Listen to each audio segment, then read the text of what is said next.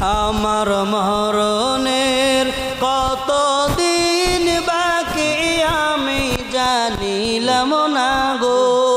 আল্লাহ মরণের কতদিন বাকি আমার মরণের কতদিন বাকি আমি জানিলাম না গো আল্লাহ মরণের কতদিন বাকি আর হাতে হইল হায়াত হায়রে মৌত হইল পায়ে হাতে হইল হায়াত হায়রে মৌত হইল পায়ে যেই জায়গায় যার মরণ লেখা সে গাইছি মরে আমি জানিলাম না গো আল্লাহ মরণ